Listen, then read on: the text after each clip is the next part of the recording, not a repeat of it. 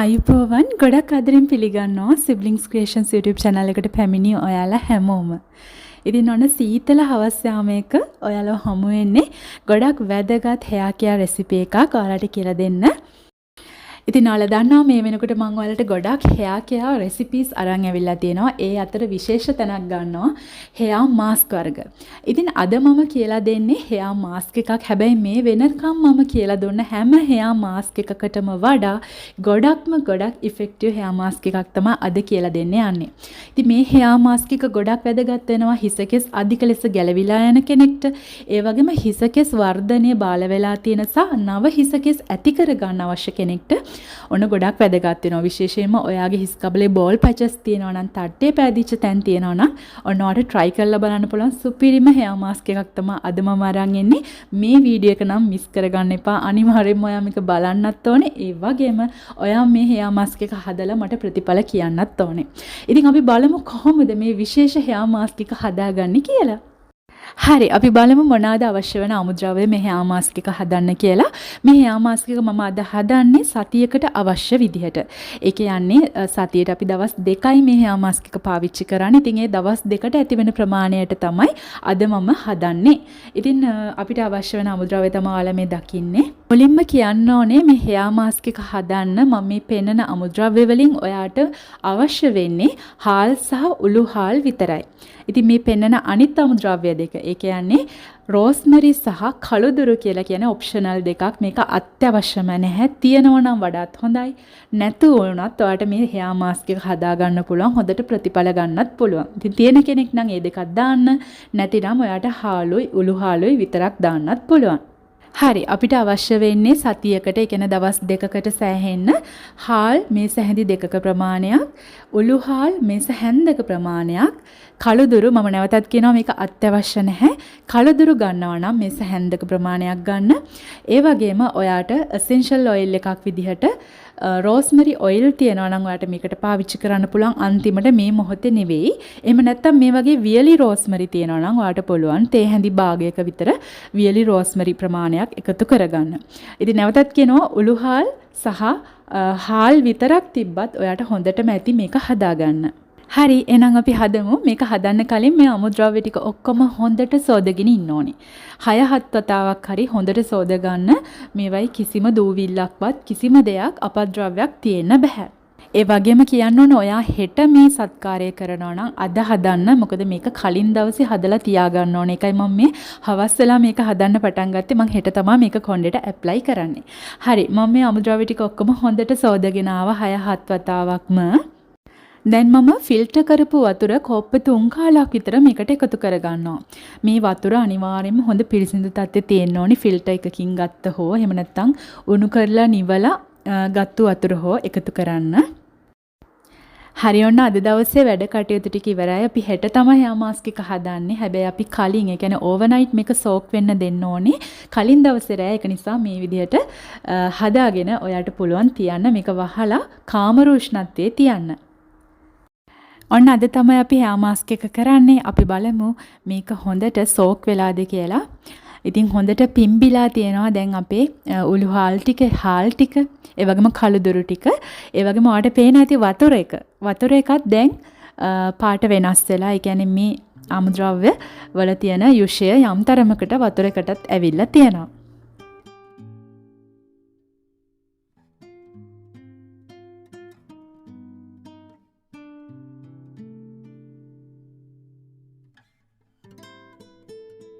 හරි අපේ සෝක් වෙච්ච අමුද්‍රව්‍ය ටික මේ විදිහට තියලා අපි බලමු ඊළඟට අපිට අවශ්‍ය වෙන අමුද්‍රව්‍ය මොනවාද කියලා.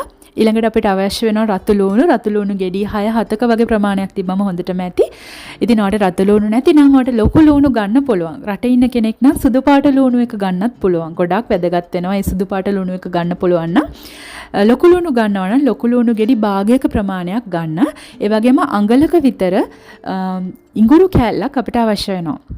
ඉතින් මේ ඉඟුරු සහ ලූණු කියලා කියන්නේ ඔයාගේ හිස් කබලේ නව හිසකෙස් වර්ධනය කරන්න ගොඩක්ම වැදගත් ඉන්ග්‍රීඩියන්ට් දෙකක්. මේ දෙකට පුළුවන් ඔයාගේ ෆොලිකල්ස් බූස්ට් කරලා හිස් කබලේ තට්ට හිසේ පවා නව හිසකෙස් වර්ධනය කරන්න. ලුණු තෙල් හදන වීඩියෝ එකේදී මම මේ ගැන වැඩි දුර විස්තර කිව්වා. ඒ වගේම ඉඟුරු වලින් මම හෙයා මාස්ක් එකක් හදලා තියෙනවා. ඉතින් ඒ වීඩියෝත් බලන්න. ඒවත් ගොඩක් වැදගත් වෙන වීඩියෝ. ඉතින් මේ දෙක අපි මුලින්ම කොටාගෙන ඉන්න ඕනේ. කොටා ගන්නේ මෙන්න මේ වගේ මේකේ ඉස්ම, ඒ කියන්නේ යුෂය එළියට එනකන්. ඉතින් මේ විදියට කොටා ගන්න පුළුවන්. එහෙම නැත්නම් ගලේ අඹර ගන්න පුළුවන්, බ්ලෙන්ඩ් කරන්න පුළුවන්. ඔයා කැමති විදිහකට මේක පොඩි කර ගන්නයි ඕනේ මේ යුෂ ටික එළියට එන විදිහට. මම මෙන්න මේ ප්‍රමාණයට තමයි කොටාගත්තේ. දැන් මේක මම පිරිසිදු රෙදි කඩකට දාලා හොඳට මිරික ගන්නවා. මේකේ තියෙන මේ ලූණු සහ ඉඟුරු මිශ්‍ර වෙච්ච මේ යුෂය මම මේ විදියට පෙරා ගන්නයි හදන්නේ.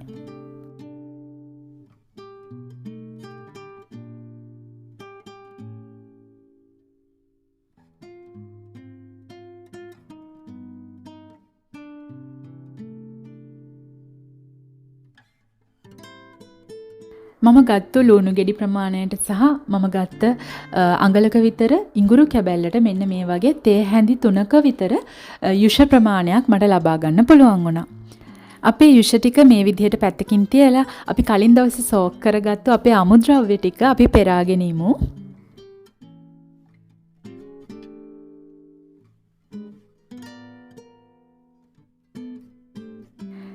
ඉතින් අමුද්‍රව්‍ය ටික සහ මේ වතුර ටික මම වෙනමම පෙරා ගත්තා. ඉතින් මේ තියෙන්නේ අපිට අවශ්‍ය වෙන ටික. මේ තියෙන්නේ අමුද්‍රව්‍ය ටික. ඉතින් මේ ටික තමයි අපිට අද හෙයා මාස්ක් එකට වැදගත් වෙන්නේ. මේ තියෙන්නේ මම පෙරාගත්තු වතුර ටික. ඉතින් මේ ටික අපිට අවශ්‍ය නැති නිසා ඔයාලට බලන්න මේක විසි කරලා දාන්න. මම එහෙම කියයි කියලා හිතුවා නේද? නෑ මේක විසි කරන්න එපා. මේක ගොඩක් වැදගත් වෙනවා. මොකද මේක ඕවර්නයිට් සෝක් වෙලා අර අමුද්‍රව්‍ය වල තියෙන යුෂය මේ වතුර එකට ඇවිල්ලා තියෙනවා. ඒක නිසා මම මේ විදිහට දවස් 2කට හෙයා ටොනික් එකක් විදිහට මේක පාවිච්චි කරන්න. ඒ කියන්නේ නාන්න පැයකට විතර කලින් මේක හිස් කබලට ගාලා ඊට පස්සේ නාන්න මේක පාවිච්චි කරනවා. ඉතින් මේක මම දවස් 2කට පාවිච්චි කරන හින්දා හෙයා ඔයිල් ඇප්ලිකේටර් එකට දාලා තිබ්බා. මම ඊළඟ දවසට පාවිච්චි කරන ටික මොකද හෙයා ඔයිල් ඇප්ලිකේටර් එකෙන් තමයි මම හෙයා ටොනික් ආලේප කරන්නේ. මේ ස්ප්‍රේ බොටල් එක තිබ්බා තවත් දවසක ගන්න. ඉතින් මේ ටික විසි කරන්න එපා. මොකද මේවා ගොඩාක් වැදගත් අමුද්‍රව්‍ය. ඔයාගේ හිස් කබලට ඔයාගේ හිස කෙස් වර්ධනයට ගොඩාක් වැදගත් වෙනවා මේක හෙයා ටොනික් එකක් විදියට. හරි. අද අපිට අවශ්‍ය වෙන මේ සෝක් වෙච්ච අමුද්‍රව්‍ය ටික මම බ්ලෙන්ඩ් කරගන්න හදන්නේ. මේකට හොඳ බ්ලෙන්ඩර් එකක් තියෙන්න ඕන ළමයි. මම මගේ ජූස් බ්ලෙන්ඩර් එකෙන් තමයි අද බ්ලෙන්ඩ් කරේ. ඒක නිසා මට මෙහෙම කෑලි කෑලි ආවා. සාමාන්‍යයෙන් මේක හොඳට බ්ලෙන්ඩ් කරගත්තොත් හොඳට පේස්ට් එකක් විදියට තික් විදියට ඔයාලට ගන්න පුළුවන්. මේක පල්ප් එකක් වගේ. දැන් මේ බ්ලෙන්ඩ් කරපු අමුද්‍රව්‍ය ටිකට මම දාගන්නවා කලින් අපි හදාගත්තු ඉඟුරු සහ ලුණු යුෂ ටික. ඊට පස්සේ මම එකතු කරගන්නවා ඇලෝවේරා ජෙල් මේ සැහැන්දක ප්‍රමාණයක්. මේ සැහැන්දි එකමාරක් දැම්මත් කමක් නැහැ. ඉතින් මේ ඇලෝවේරා ජෙල් වලට නැතිනම් ඔයාලට පුළුවන් ස්වභාවික කොමාරිකා තියෙන කෙනෙක්ට ස්වභාවික කොමාරිකා එකතු කරගන්න. මේ වටේ තියෙන පොත්ත අයින් කරලා මැද ජෙල් එක විතරක් හොඳට බ්ලෙන්ඩ් කරලා ගන්න. ස්වභාවික කොමාරිකාම ගන්නවා නම් ඇලෝවේරා ජෙල් එකත් ගන්නවා නම් 98ක් 99ක් විතර ඇලෝවේරා ජෙල්ම තියෙන හොඳ ප්‍රොඩක්ට් එකක් ගන්න. මම මේ ඇලෝවේරා ජෙල් ගැන කලින් කියලා තියෙනවා. ඒ නිසා වැඩි විස්තර අද කියන්නේ නැහැ. හරි දැන් අපේ අමුද්‍රව්‍ය ඔක්කොම ටික අපි දාගෙන තියෙන දැන් තියෙන්නේ හොඳට මිශ්‍ර කරගන්න. ඉතින් මේ අමුද්‍රව්‍ය සියල්ලක්ම හොඳින් මිශ්‍ර වෙන්න ඕනේ. ඒක නිසා කාලය අරගෙන හොඳට මිශ්‍ර කරගන්න. මම කලිනුත් කිව්වා වගේ හොඳට බ්ලෙන්ඩ් වුණා නම් ඔයාගේ අමුද්‍රව්‍ය ටික මෙතනදී අමුතුවෙන් මිශ්‍ර කරගන්න දෙයක් නැහැ. මේක ඉක්මනින්ම මිශ්‍ර වෙනවා. ඉතින් මේ වගේ කෑලි කෑලි තිබුණත් කිසිම ගැටලුවක් නැහැ. ඔයාගේ හිස් කබලට මේක ආලේප කරන්න. මොකද මමත් මේ විදිහට තමයි ආලේප කරන්නේ. ඉතින් සෝදනකොට හොඳින් සෝදලා අරින්න. එතකොට මේ කෑලි ටික හොඳට ඉවත් වෙනවා. හරි. මම මුලින්ම කිව්වා ඔයාලට වියලි රෝස්මෙරි නැතිනම් ඔයාලට රෝස්මෙරි එසෙන්ෂල් ඔයිල් තියනවා නම් දාන්න කියලා. ඉතින් මේ වෙලාවේදී ඔයාලට පුළුවන් රෝස්මෙරි එසෙන්ෂල් ඔයිල් තියෙන කෙනෙක්ට 0.3ක් මේකට එකතු කරලා හොඳට මිශ්‍ර කරගන්න. නැවතත් මතක් කරනවා රෝස්මෙරි හෝ එහෙම නැත්නම් වියලි රෝස්මෙරි හෝ රෝස්මෙරි ඔයිල් හෝ එහෙම නැත්නම් බ්ලැක් සීඩ් හෝ මේ කළුදුරු හෝ අවශ්‍ය වෙන්නේ නැහැ. මේවා අත්‍යවශ්‍ය නැහැ මේ තුන.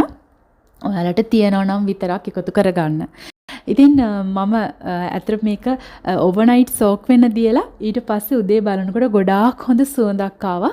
මොකද මේ රෝස්මෙරි තියෙන නිසා සහ කළුදුරු තියෙන නිසා. ඉතින් මේක හරිම ඒක කියන්න වචන නැහැ හරිම සුවඳයි මේක. ඉතින් ඔයාලා මේක හදනකොට ඔයාලට මම මතක් වෙයි මේ උදේට මේක සෝක් වුණාට පස්සේ අමුද්‍රව්‍ය ටික හරිම සුවඳක් එනවා. ඉතින් මේ රෝස්මරි වලින් සහ බ්ලැක් සීඩ් වලින් අපි සුවඳම නෙමේ බලාපොරොත්තු වෙන්නේ මේවා ගොඩාක් හොඳ වගේ හිස් කබලට මම බ්ලැක් සීඩ් ඔයිල් එකක් හදලා තියෙනවා රෝස්මරි ඔයිල් එකක් හදලා තියෙනවා අවශ්‍ය කෙනෙක්ට පුළුවන් ඒක නරඹන්න. ඉතින් මේක ආලේප කරන විදිය අපි බලමු. කලින් මම ඔයාලට hair mask ආලේප කරන්න කියලා දීලා තියෙන විදිහටම තමයි මේක ආලේප කරන්න. ඇඟිලි තුඩු වලිනුත් පුළුවන් බ්‍රෂ් එකකිනුත් පුළුවන් ආලේප කරන්න. ඉතින් තීරු බෙදාගෙන වගේ හිස් කබලේ ගෑවෙන විදිහට. මතක ඇතුව හිස් කබලේ ගෑවෙන විදිහට මේක ආලේප කරන්න. ඔයාගේ හිස කෙස් වල ඉතුරු ටික ආලේප කරන්න. ඉතින් මම මේ ගන්න අමුද්‍රව්‍ය අද ගත්තේ මම දවස් 2කට. ඒක නිසා මම ඉතුරු ටික මේ වගේ පෙට්ටියකට දාලා තියනවා. ඉතින් මේක තියාගන්නකොට ඔයා අනිවාර්යයෙන්ම ෆ්‍රිජ් එකේ තියන්න. ඉතින් ඔයා පාවිච්චියට ගන්න පැය 2-3කට කලින් ෆ්‍රිජ් එකෙන් එළියට අරගෙන ඔයාට පුළුවන් මේක සාමාන්‍ය උෂ්ණත්වයට පත් වුණාට පස්සේ හිස් කබලට ආලේප කරන්න. මේක ආලේප කරලා ඔයාට පුළුවන් පැයක කාලයක් මේක හිස් කබලේ තියෙන්න දෙන්න සාමාන්‍ය විදිහට. ඊට පස්සේ මෘදු ෂැම්පු එකක් පාවිච්චි කරලා සෝදලා හරින්න. ඒ වගේම කන්ඩිෂනර් කරන්න අමතක කරන්න එපා. ඉතින් මේ ඔයාට අද කියලා දුන්න විශේෂ hair mask එක. මේක විශේෂ කියලා කියන්නේ මේක ගොඩාක් වැදගත් අමුද්‍රව්‍ය ගොඩාක් මම දැම්මා. මොකද හිස් කබලේ hair growth එක stimulate කරන්න අවශ්‍ය අමුද්‍රව්‍ය. ඒක නිසා මේක අනිවාර්යයෙන්ම ඔයා හදලා බලන්න ඕනේ. ඒ වගේම හදලා බලලා ප්‍රතිඵල මට කියන්න පහළ comment box එක ඔයාට විවෘත වෙලා තියෙනවා. ඔයාට ඕන දෙයක් මගෙන් අහන්න පුළුවන්. මේකේ තේරෙන දෙයක් තියෙනවා නම් අනිවාර්යයෙන්ම මොකද මම හැම කමෙන්ට් එකක්ම කියවනවා. හැම කමෙන්ට් එකකටම රිප්ලයි කරන්න උත්සාහ කරනවා. ඉතින් අද වීඩියෝ එක ඔයාට ගොඩක් වැදගත් වීඩියෝ එකක් වෙයි කියලා මම හිතනවා. වීඩියෝ එක හොඳයි කියලා හිතනවා නම් ලයික් එකක් දාන්න. ඒ වගේම ඔයාගේ යාළුවොත් එක්ක මේ වීඩියෝ එක ෂෙයා කරගන්නත් අමතක කරන්න එපා. ඉතින් ඔයා තාමත් මගේ channel එකට subscribe වෙලා නැත්නම් පහළ ඔයාට subscribe button එක අනිවාර්යයෙන්ම පේන්නේ නැති. ඉතින් subscribe කරලා siblings family එකට එකතු වෙන්න කියලා ආරාධනා කරන ගමන් තවත් දවසක මේ වගේ hair care recipe එකක් එක්ක ආව හම් වෙන බලාපොරොත්තුෙන් සමගන්නයි සෝදානම් වෙන්නේ. ඔයාලා හැමෝටම සුබ දවසක් වේවා.